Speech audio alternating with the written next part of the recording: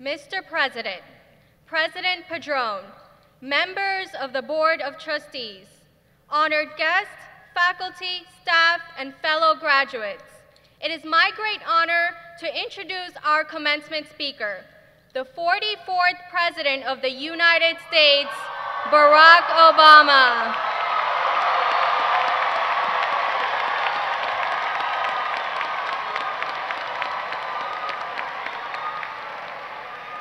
Mr. President, as we reach this most important milestone in our lives, we feel that you have understood our journey, that in some mysterious way you have traveled with us. With your father from Kenya, your mother from Kansas, scholarships and student loans from Harvard all the way to the White House, you are one man's expression of a wondrous American dream.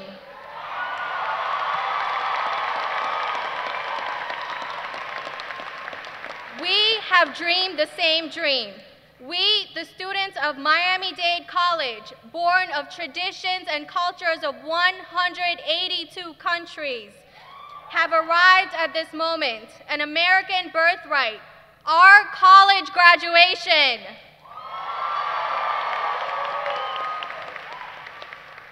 And we know that you have long ago understood that birthright, understood our most basic drive to learn and grow as human beings, and from that foundation to contribute to our families and our communities, to make a difference in our short time on this planet. We know this because you have prioritized education as no president has before.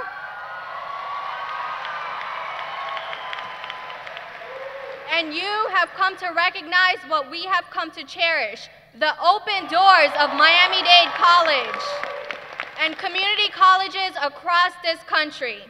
In this city, at this college, we say, opportunity changes everything. And we know that you get it, that if our nation is once again to lead the world in the achievements of college degrees, as you have challenged us, it will be because of people just like you, and people just like us, the graduates before you today. These graduates were given a chance to shine. We are the proof. Opportunity really does change everything. Mr. President, we welcome you, though you and your wife have been with us before and are part of the family already. But this day, as President Padron has said many times, is the most important date on the MDC calendar. This is graduation day, and we are thrilled and honored that you are here with us today. Graduates, please join me in welcoming our 2011 commencement speaker, the President of the United States, Barack Obama.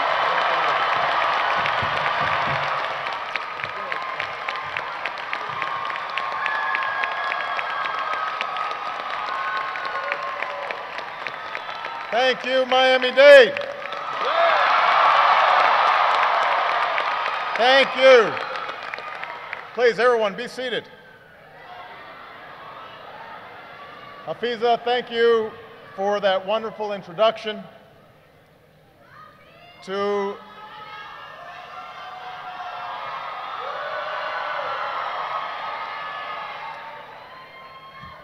Dr. Padron, Dr. Vicente, to the Board of Trustees, the faculty, parents, family, friends, and most important, the class of 2011.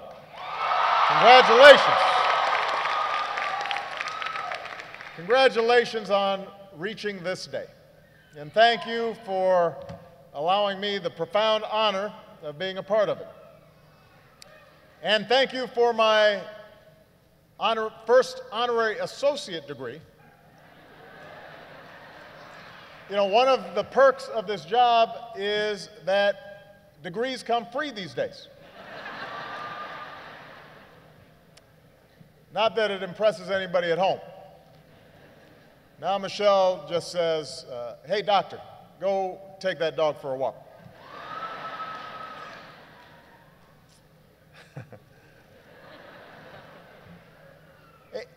It is such a thrill to be at one of the largest, most diverse institutions of higher learning in America. One that just this week was named one of the top community colleges in the nation.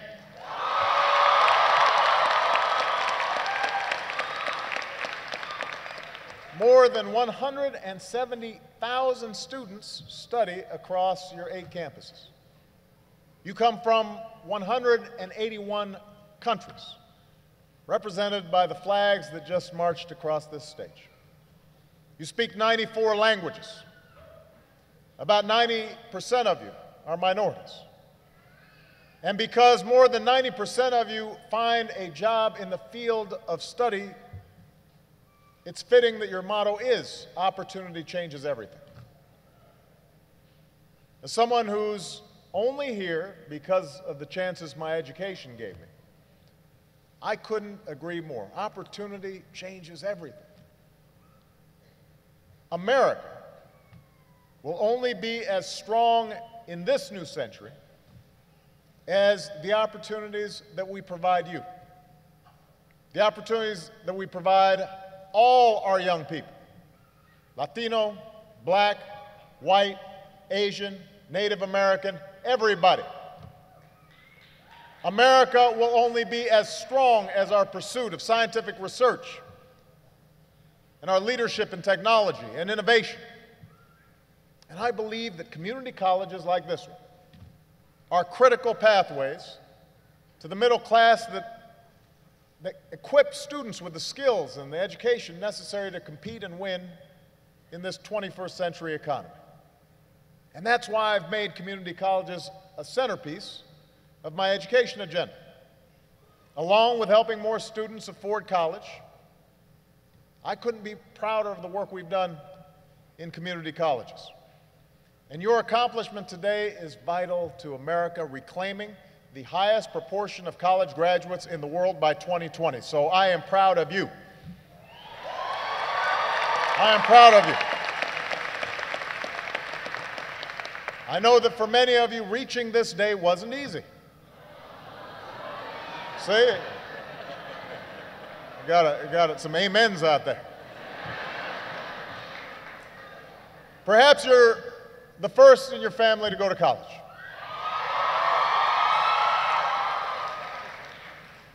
Some of you have had to overcome big obstacles, defeat your own doubts, prove yourself to everyone who ever believed that you couldn't make it because of what you looked like or where you came from.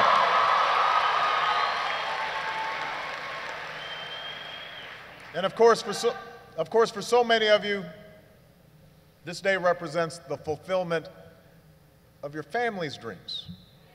When you were born, this is their achievement as well, so give it up for your parents and your grandparents and your cousins and your uncles and your aunties. This is their day too. This is their day too.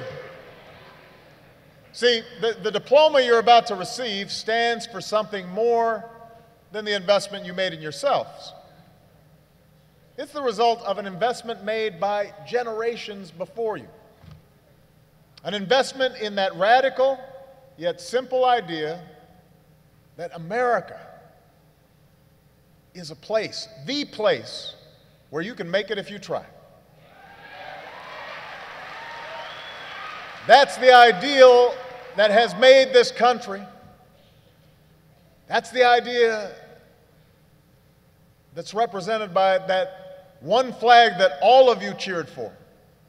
That's what has made us a shining light to the world. And preserving this idea, keeping the American dream alive from one generation to the next, that's never been an easy task. It's an even greater test in times of rapid change. And all of you are graduating at a moment when change is coming faster than ever before.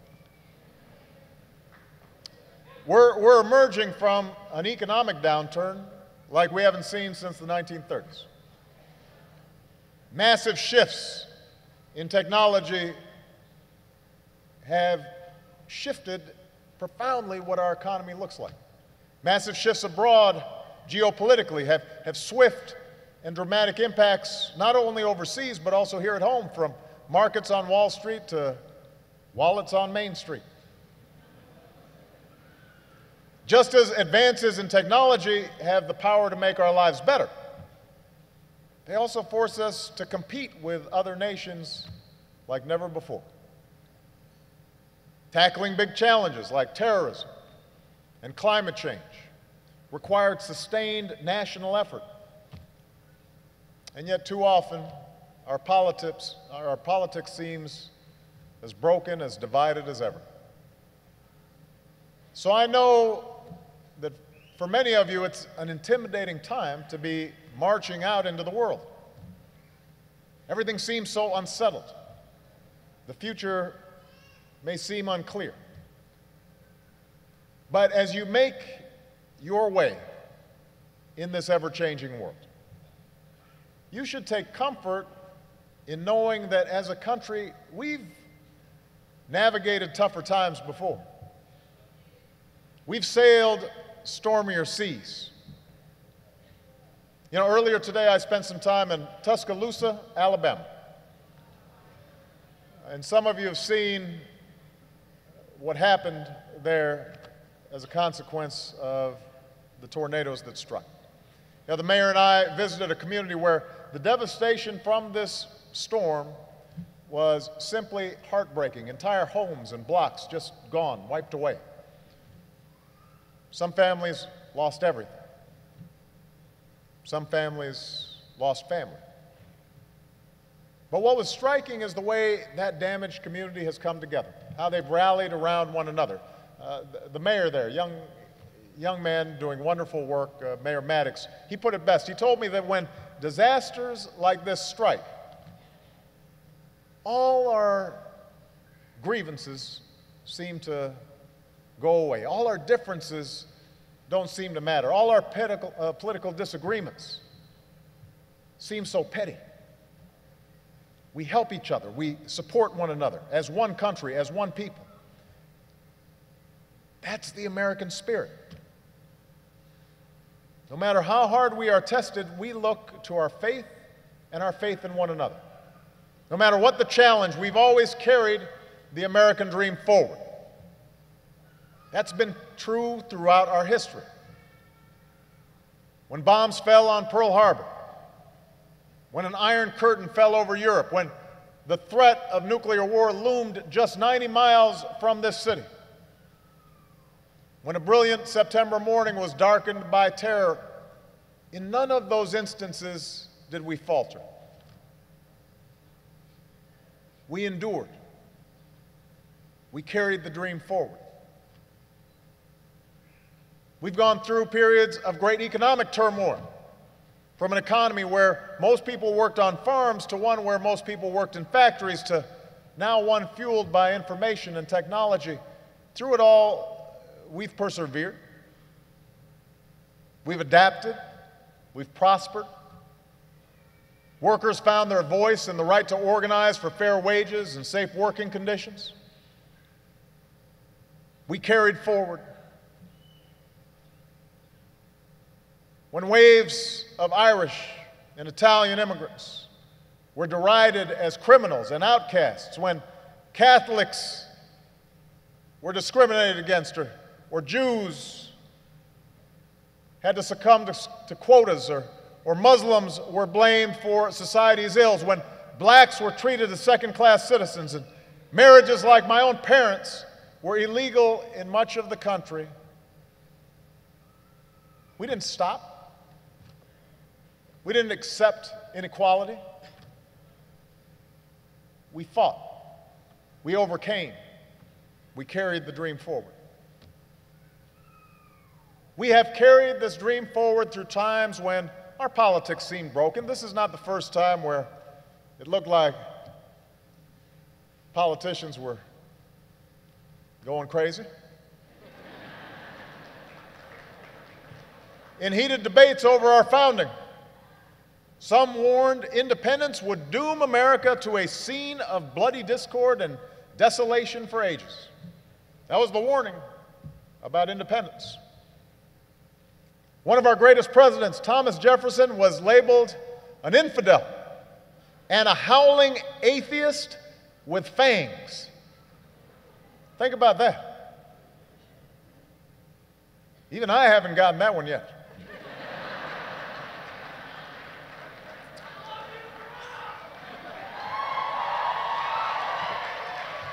Lincoln, FDR, they were both vilified in their own times as tyrants, power-hungry, bent on destroying democracy. And of course, this state has seen its fair share of tightly contested elections. And we've made it through those moments. None of it was easy. A lot of it was messy. Sometimes there was violence. And sometimes it took years, even decades, for us to find our way through. But here's the thing. We made it through. We made it through because in each of those moments, we made a choice. Rather than turn inward and wall off America from the rest of the world, we've chosen to stand up forcefully for the ideals and the rights we believe are universal for all men and women. Rather than settle for an America where everybody's left to fend for themselves, where we think only about our own short-term needs instead of the country that we're leaving to our children, we have chosen to build a nation where everybody has a shot at opportunity, where everyone can succeed. We've chosen to invest in our people and in their future, building public schools, sending a generation to college on the GI Bill, laying highways and railroads, building ports all across the country. Rather than turn on each other in times of cultural upheaval, we've chosen to march, to organize, to sit in, to turn out, to petition our government for women's rights and voting rights and civil rights, even in the face of fierce resistance, because we are Americans. And no matter who we are or what we look like, we believe that in this country, all are equal, all are free.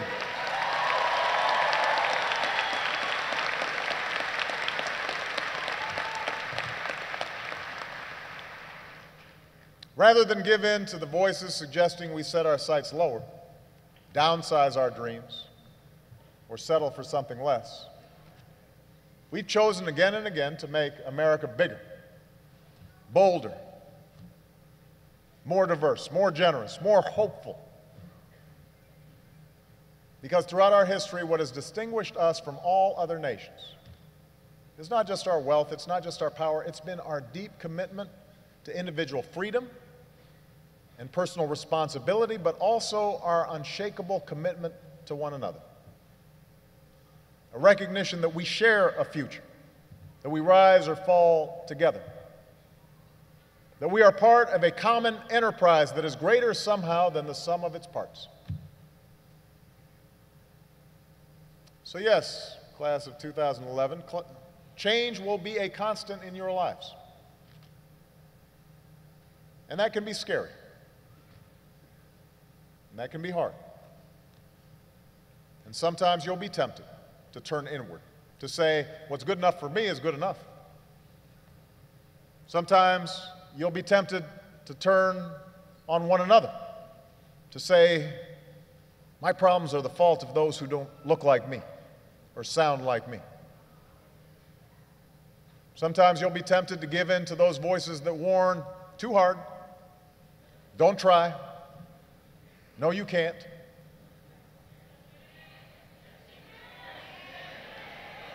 But I have faith you will reject those voices.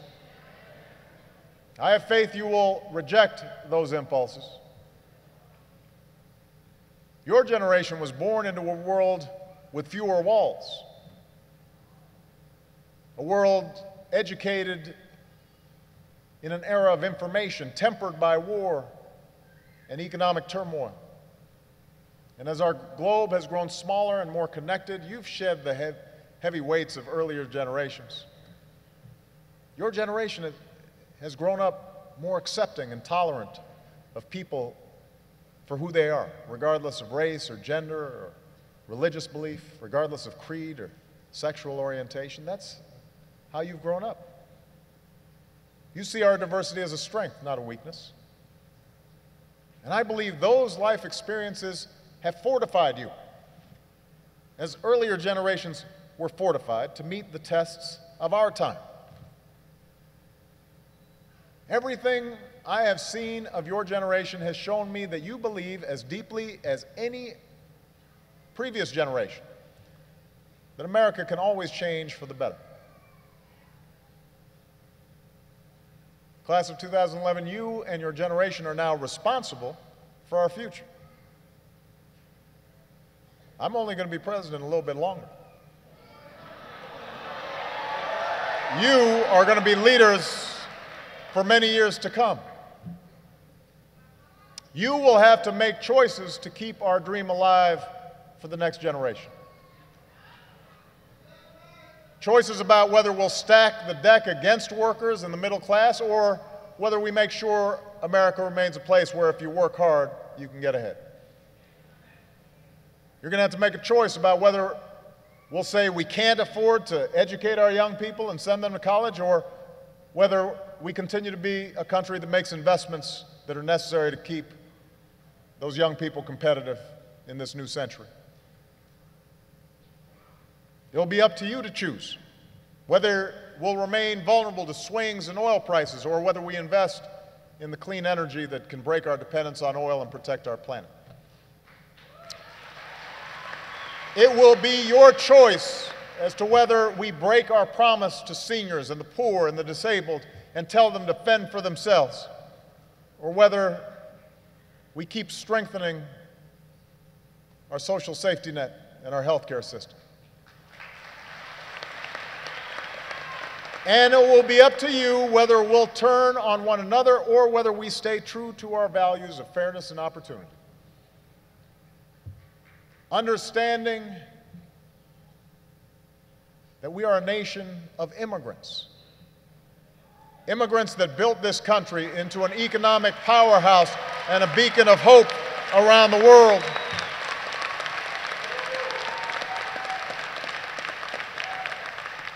I know this last issue generates some passion. I know that several young people here have recently identified themselves as undocumented. Some were brought here as young children and discovered the truth only as adults. And they've put their futures on the line in hopes it will spur the rest of us to live up to our most cherished values. I strongly believe we should fix our broken immigration system.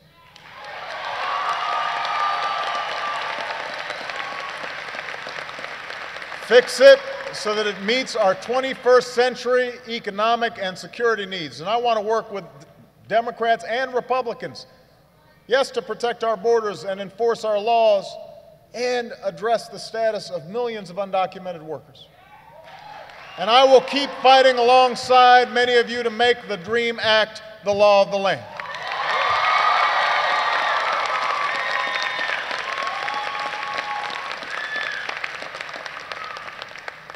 Like all of this country's movements towards justice, it will be difficult and it will take time. I know some here wish that I could just bypass Congress and change the law myself.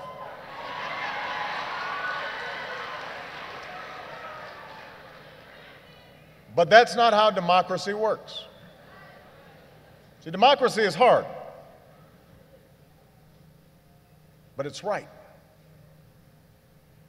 Changing our laws means doing the hard work of changing minds and changing votes one by one. And I am convinced we can change the laws, because we should all be able to agree that it makes no sense to expel talented young people from our country. They grew up as Americans, they pledge allegiance to our flag, and if they are trying to serve in our military or earn a degree, they are contributing to our future, and we welcome those contributions.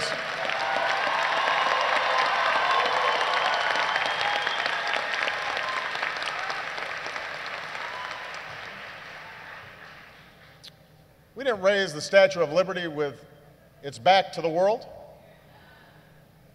We raised it with its light to the world. Whether your ancestors came here on the Mayflower or a slave ship, whether they signed in at Ellis Island or they crossed the Rio Grande, we are one people. We need one another. Our patriotism is not rooted in ethnicity, but in a shared belief of the enduring and permanent promise of this country.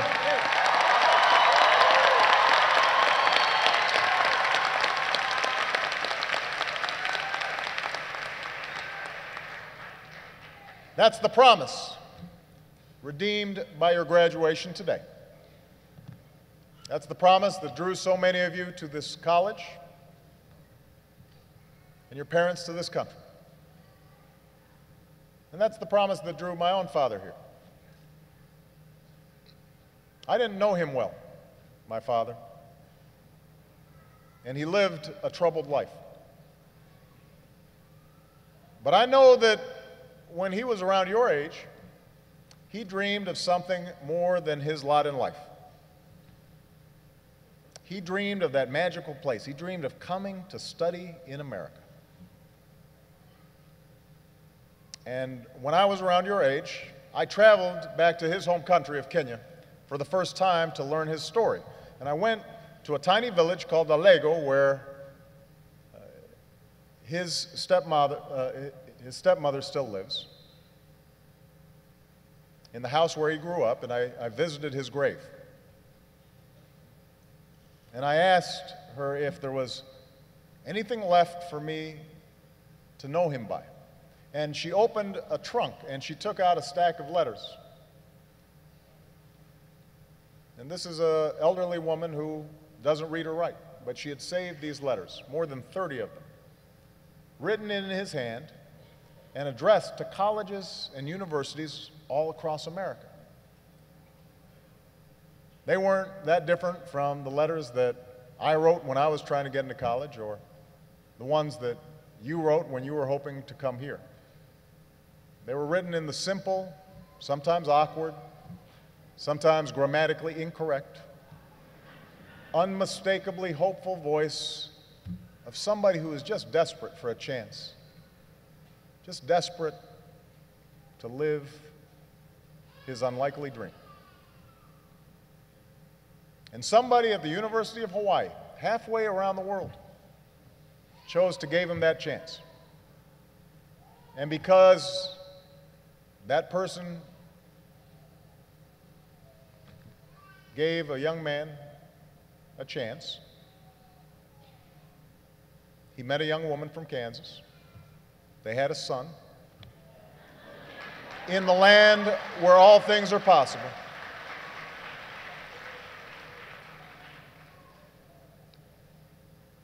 And one of my earliest memories from growing up in Hawaii is of sitting on my grandfather's shoulders to see the astronauts from one of the Apollo space missions come ashore after a successful splashdown. You remember that, no matter how young you are as a child. It's one of those unforgettable moments when you first realize the miracle that is what this country is capable of. And I remember waving a little American flag on top of my grandfather's shoulders, thinking about those astronauts and thinking about space.